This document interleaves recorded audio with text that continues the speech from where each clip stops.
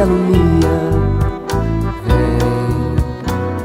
O Clube do Ouvinte RU Nossa Senhora de Guadalupe traz até você a Pastoral Social da Igreja. Nos defende dos perigos, dos inimigos da vida. Vem, ó Deus, nos defender, nos proteger. Temas de doutrina social cristã.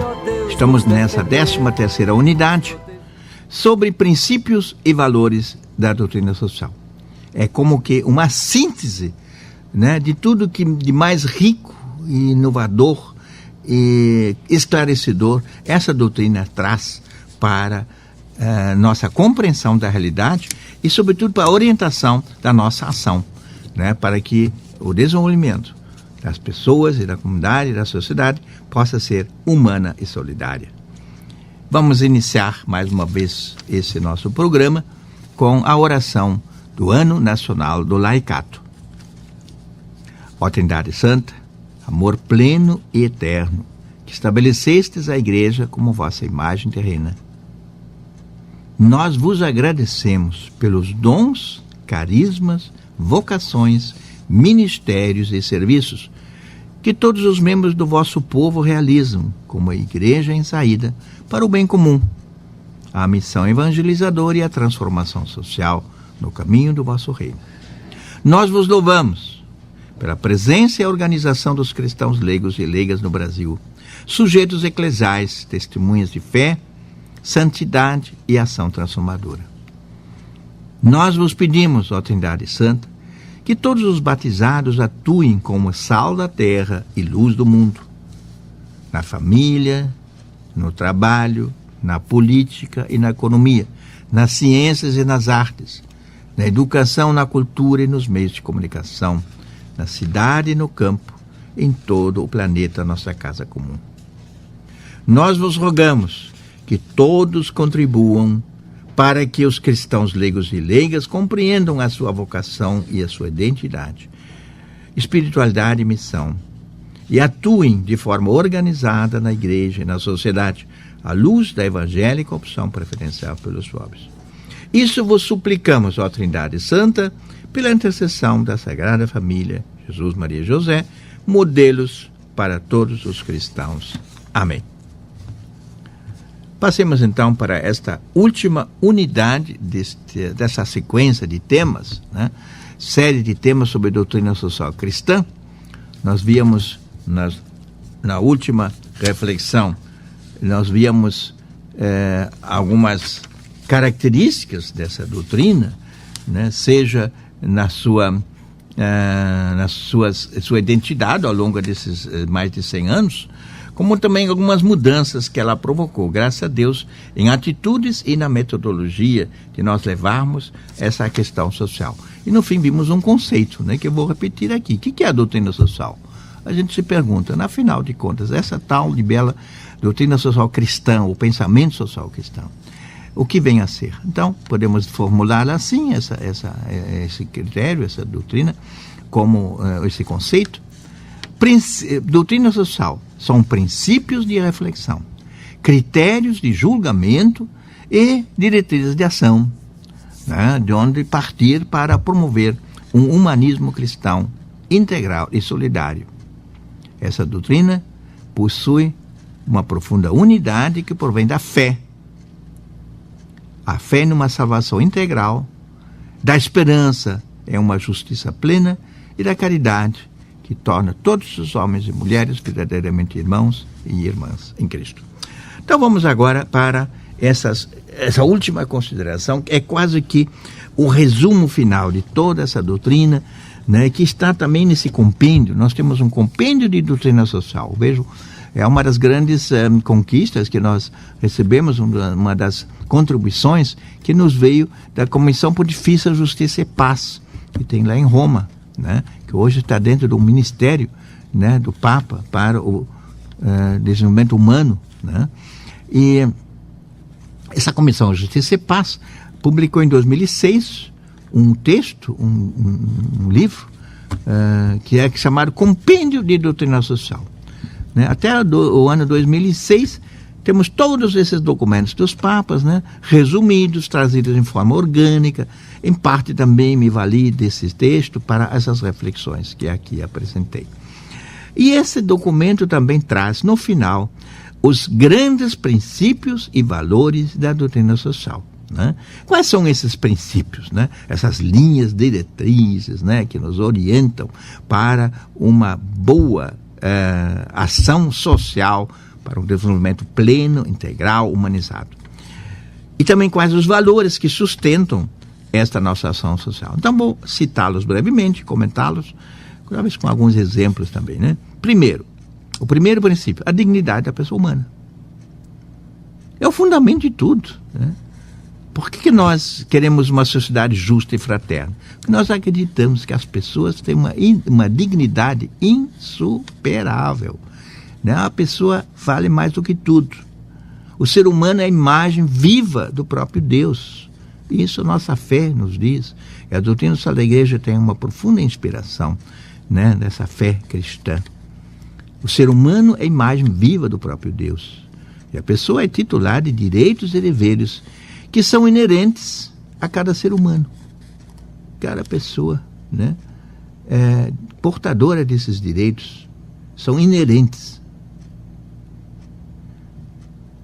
E esses direitos humanos são inalienáveis e indivisíveis.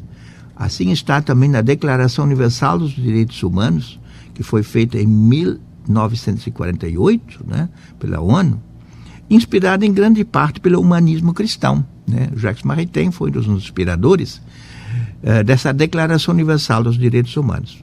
A dignidade da pessoa humana, né?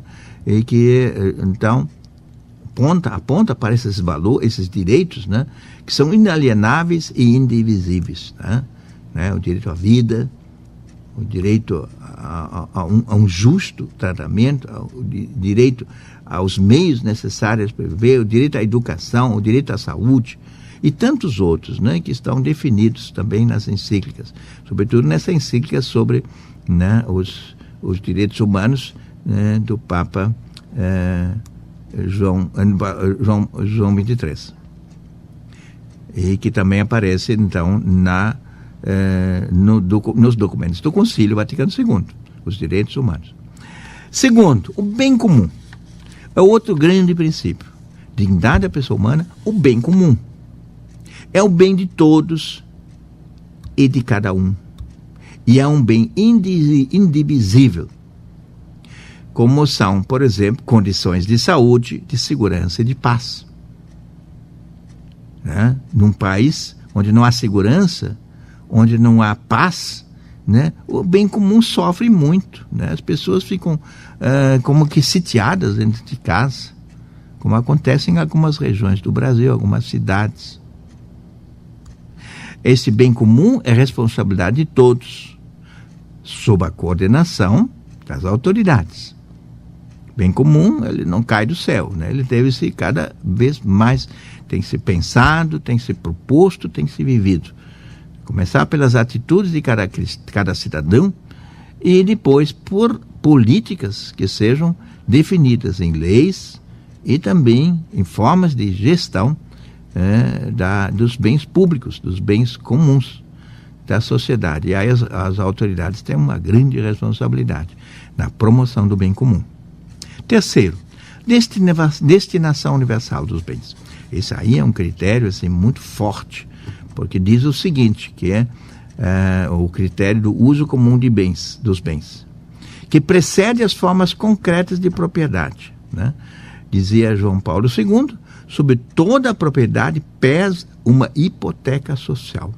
Nada é tão meu que não possa ser também teu, isto é, que não possa ser também transformado num bem social, né? Por exemplo, quando há necessidade, né, de uma construção de uma via, né, pública, é um bem comum aí em jogo, os direitos e os interesses privados têm que ceder. Essa pessoa pode ser desapropriada, ou essa entidade ou essa empresa deve ser indenizada, mas vai perder aquele espaço, em benefício do bem comum, né? a distribuição da propriedade deve ser tal que todos tenham pelo menos o necessário para viver em dignidade. Tá? Então, o critério fundamental é esse. Os bens do mundo se destinam a todos, né? E dizia João Damasceno, né, um grande padre da igreja, a terra não foi feita só para os ricos, foi feita para todos. Porque alguns ricos se pensam, se apropria, o primeiro que chegou tomou conta e pensa que é proprietário de imensas terras. No Brasil, isso aí é um escândalo, né? Sabemos disso, a concentração de bens e de riqueza, sobretudo das terras, que muitas vezes foram apropriadas de forma fraudulenta, né? Sabemos disso muito bem, da forma como grandes, imensas áreas do Brasil foram apropriadas de forma fraudulenta, né? Então, é a destinação universal dos bens. A terra foi feita para todos, e não só para alguns. Então, aí a justa distribuição desses bens é uma garantia, né? A própria doutrina social da Igreja fala na reforma agrária. Tem um documento do Vaticano II, da Comissão de Justiça e Paz, falando da necessidade da reforma agrária. A redistribuição de terras naqueles países onde essas terras ficaram muito concentradas nas mãos de poucos. E de uma forma, muitas vezes, nebulosa, né? Não só os donatários, aqueles primeiros, né, que receberam terras em função de estarem lá defendendo com as suas milícias, né, aquelas terras, mas também depois. E no Brasil foi a Lei de Terras de 1858, se bem me lembro, né, que definiu que a terra só se adquire mediante aquisição de compra, né? Então, quem não tinha recursos, sobretudo os ex-escravos, não tinham como acessar a terras, né? Então aí se tornou já um critério muito venal e muito unilateral de acesso à terra, né? Então, o terceiro grande princípio é a destinação universal dos bens. Os bens estão aí para o bem de todos e devem servir como tais. A primeira coisa é essa. Então, temos aí, por exemplo, uma das decorrências é a chamada, é o princípio da necessidade extrema. A pessoa que está em necessidade extrema tem direito a lançar mão daquilo que lhe serve para a sua sobrevivência, né? Existe o tal do furto famélico, né? A pessoa que está morrendo de fome passa aí numa árvore frutífera, está cheia de fruta, aí pega para comer, né? Tu tem direito a isso, né? Quer dizer, nós no Brasil às vezes esquecemos isso, que as pessoas que passam fome têm direito, sim, há um acesso. E isso, a sociedade tem que organizar de tal forma que esses bens possam chegar às pessoas que têm necessidade delas, né? A destinação universal dos bens é um critério fundamental. O quarto é a subsidiariedade, né? Esse também é um critério que foi sendo aos poucos elaborado. Como disse Pio XI, num outro programa eu falei disso, Pio XI, na sua encíclica 40º ano, formulou esse princípio diante do fortalecimento dos governos autoritários, tanto do nazismo como também do fascismo na Itália, onde o Estado começou a dominar tudo, tomar conta de tudo, né? E tirar as competências, né, das diversas instâncias, concentrando tudo num poder centralizado, né? A centralização. Então, isso é contra o princípio de subsidiariedade. A subsidiariedade diz assim, que o maior não deve substituir-se ao menor, nem tolher a sua livre iniciativa. Isso aí é fundamental numa sociedade livre e democrática, que as pessoas possam se organizar, tomar iniciativas dentro de umas normas que a sociedade deve estabelecer, né? Mas não querer que o Estado controle tudo. Isso foi uma desgraça no chamado socialismo real, né? Onde a economia ficou nas mãos de poucos e nas mãos do Estado, que pensava em tudo, e era como no leste europeu, sete países lá que estavam sob o domínio soviético, né? E depois da Guerra Mundial, da Segunda Guerra, né? E que em 1990 esboroou tudo aquilo lá. Por quê? Porque ele não tinha sustentação, levava a uma economia extremamente debilitada, enfraquecida, porque tudo nas mãos do Estado, né? Eu tive a ocasião de visitar a Alemanha socialista, né? E vi uma dessas cooperativas socialistas que eles tinham lá, né? Os administradores diziam isso. O pessoal aqui faz o mínimo, né? Não se empenha por nada. Eles têm os seus horários de trabalho, por exemplo, né? Quando tinha os horários de trabalho, então as vacas, por exemplo, diz que quando uma vaca paria fora daqueles horários, ela que se não tinha ninguém aí para cuidar, pronto. Então aí o que acontece nesse sistema, aconteceu nesse sistema socialista que levou a sua derrocada, né, ao seu fracasso, né, foi a falta, né, de um espaço para a iniciativa de cada um. Né? Era tudo centralizado, tudo nas mãos. E aí o que está nas mãos de todos, né, no fim não está na mão de ninguém. Isso é, ninguém se sente responsável por isso. Cada um tira o seu, aquilo que, né, procurava tirar uma vantagem, né, enquanto que o bem comum era desleixado. Né? Então isso foi a falta desse princípio de subsidiariedade. Né? Um outro princípio, o quinto, né, a participação. Né? Dentro dos grandes princípios da doutrina social, a participação é o direito e o dever de contribuir à vida em sociedade. Todos nós somos chamados a participar, a dar a nossa contribuição e também a receber a nossa parcela, né, dentro desse conjunto. Implica em direitos e deveres da cidadania ativa. Né? O cidadão tem que ser ativo, não pode ficar aí jogado às costas. Faça a sua parte, mas também exija o que é de seu direito. Então, a participação é um critério fundamental, né, da doutrina social cristã. E, por fim, a solidariedade. Né? Solidariedade o que é ser solidário? O que é a solidariedade? É a determinação firme e perseverante de empenhar-se pelo bem comum. Isso né, podemos considerar esse princípio de solidariedade, né? Uma determinação firme e perseverante de empenhar-se no bem comum. Não vou deixar por menos. Vou cuidar de dar a minha parte. Então vou ser solidário, né, com essa realidade, para que tudo possa dar pelo melhor. Opõe-se à globalização da indiferença. Veja o nosso Papa Francisco hoje, criou aí um conceito que nos dá bem a medida daquilo que acontece quando não existe a solidariedade. Né? Globalização da indiferença. O que eu tenho que ver com isso? O que eu tenho que ver com os refugiados da Síria? O que eu tenho que ver com a pobreza da África? O que eu tenho que ver com a pobreza aqui nas nossas periferias de Pelotas? Né?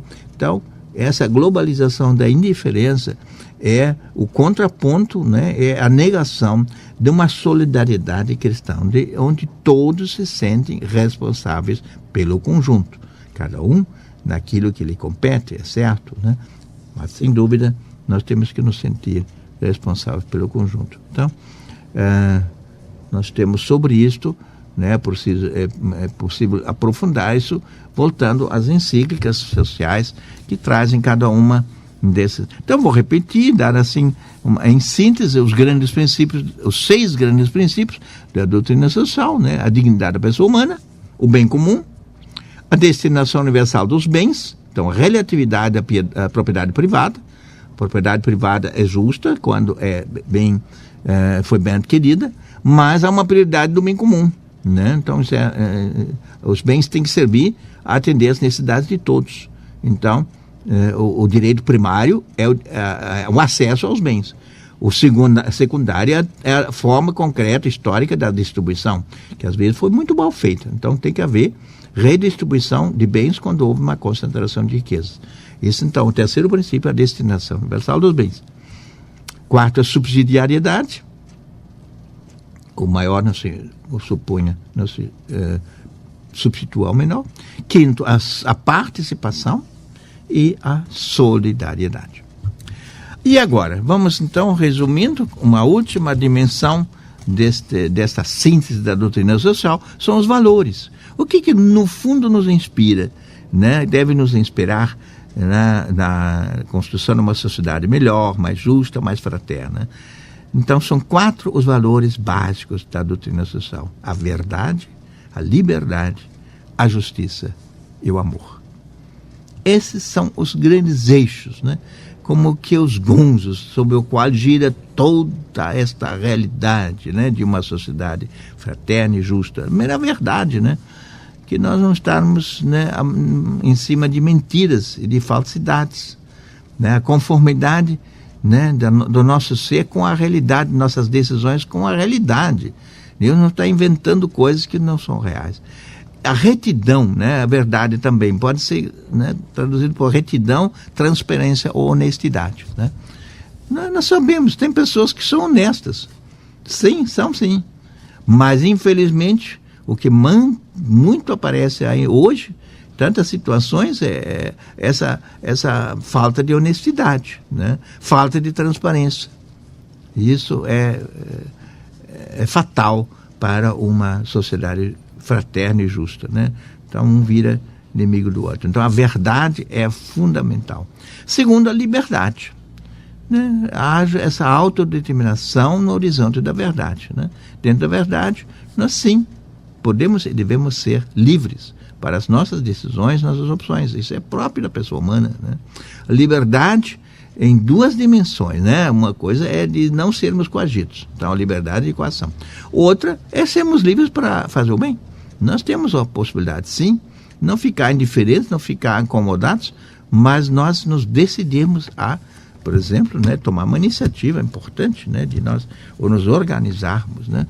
Como foram, por exemplo, esses grupos nós temos no nosso bairro, pequenos projetos de inclusão social, de desenvolvimento. As pessoas são livremente convidadas a fazer parte, né, daquelas iniciativas, né? As pessoas se engajam, dão o seu tempo e tem também uma dimensão, né, então tiram com isso também alguns benefícios, né? Então a liberdade. Terceiro, a justiça, que é vontade de dar a cada um aquilo que lhe é devido. Isso é um critério básico, né? Quantas vezes falta justiça, né? Quando as coisas são torcidas, não atendendo aos justos direitos de cada um, né? A justiça deve ser e pode ser comutativa, né? Tanto por aquilo lá, né? Ou distributiva, né? A justiça em que os bens são devidamente e corretamente distribuídos entre todos. Isso muitas vezes não acontece quando a terra é concentrada nas mãos de poucos, né? Ou também a justiça legal, né? As leis determinam às vezes uma coisa, mas sabemos que essas leis foram criadas para quê? Para às vezes beneficiar determinados grupos, né? Então a justiça não se confunde com legalidade, né? Há leis injustas, né? E por fim a justiça também, existe a justiça social, né? Que é o cuidado do bem comum. E por fim uma justiça restaurativa, é a última que se considera, toma em conta, né? Há uma justiça de dar nova chance para as pessoas poderem, digamos assim, recompor a sua vida, né? Por exemplo, nós temos isso hoje, a justiça restaurativa não é a justiça, se contrapõe à justiça punitiva. O cara cometeu uma infração, ou até mais do que isso, um crime, né? Bom, vai para a cadeia, vai sofrer lá. Então é a justiça punitiva, você passa 30 anos na cadeia, ou 20, né? A outra seria de fazer de uma forma diferente. E isso hoje está se tentando fazer. Por exemplo, através das escolas de reconciliação, de perdão e reconciliação, né? Pessoa que cometeu uma injustiça, né? Que prejudicou gravemente uma pessoa, até que cometeu, né, um assassinato. Se arrepende e gostaria de restaurar a sua vida, né? Então, aí existem essas possibilidades, existem essas ofertas hoje, né? Aqui em Pelotas nós já temos alguns mediadores, né, entre aquele que cometeu aquela injustiça e a família que sofreu um ente querido, ou que foi, por exemplo, também num acidente grave, o cara dirigiu embriagado e matou uma pessoa, né? Então, reparar esse mal, como é que se vai fazer? A pessoa pode estar muito arrependida e gostaria de restaurar. Então, existem os mediadores que então dizem, muito bem, então vamos tentar um encontro entre vocês, né? Entre a família que foi prejudicada, que perdeu o ente querido, e essa pessoa que reconhece a sua culpa, que errou, que fez mal, mas que quer reparar esse mal e quer voltar a não mais cometer isso, voltar ao convívio humano, né? Então, essa seria uma forma de mediação, e que está hoje se procurando fazer, de fazer as pessoas voltar. E só isso realmente que refaz as pessoas, porque não adianta ficar punindo e a pessoa ficar com raiva pro resto da vida, estamos aqui me tratando tão mal aí nessa prisão horrível, né? Sai de lá pior do que entrou, né? Então não adianta, né? Então, fazer essas escolas de perdão e reconciliação, né? Fazer as pessoas, em primeiro lugar, buscar o perdão e depois tentar reconciliar-se, né? E quantos exemplos bonitos nós já temos hoje em dia nessa direção, né? Pessoas que conseguiram aí se encontrar com aquelas pessoas, elas pediram perdão e foi-lhes dado esse perdão, que aquela família conheceu, que a pessoa estava muito arrependida, né? A vida não se devolve, mas pelo menos você reconheceu que errou, que agiu mal e que você vai fazer tudo para nunca mais, e também reparar o mal que você fez de uma forma ou de outra. Pense nisso, meu irmão, minha irmã, quando agradecemos a Deus por essa maravilha, né? Por esse dom tão grande que nos foi dado na doutrina social da igreja, e terminar com essa última frase do Papa Francisco, na sua encíclica sobre o cuidado da casa comum, no número 205. O Papa diz: a gente às vezes tem pessoas que desanimam. Será que é possível mudar o curso da história? Esse curso da história parece tão contrário a tudo isso aí que a gente está falando na doutrina social. O Papa diz sim. Nem tudo está perdido, diz o Papa no número 205 da sua encíclica Laudato Si, louvado seja. Nem tudo está perdido, porque os seres humanos são capazes de tocar o fundo da degradação, podem também superar-se, voltar a escolher o bem e a regenerar-se, para além de qualquer condicionalismo psicológico e social que lhes seja imposto. As pessoas são capazes de olhar para si mesmas com honestidade, externar o próprio pesar e encetar caminhos novos rumo à verdadeira liberdade. Não há sistemas que anulem por completo a abertura ao bem, à verdade, à beleza, nem a capacidade de reagir, que Deus continua a animar no fundo dos nossos corações. A cada pessoa neste mundo peço para não esquecer esta sua dignidade, que ninguém tem o direito de lhes tirar. Papa Francisco.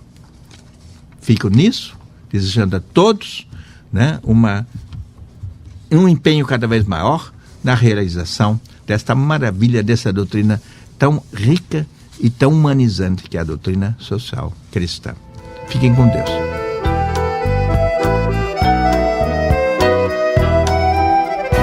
Luz na frente, paz na guia, Deus que me alumia. Seja um missionário da evangelização. Participe do Clube do Ouvinte. Um oferecimento: Rádio Universidade, uma emissora da Arquidiocese de Pelotas. Dos inimigos da vida, vem, ó Deus, nos defender, nos proteger. Vem.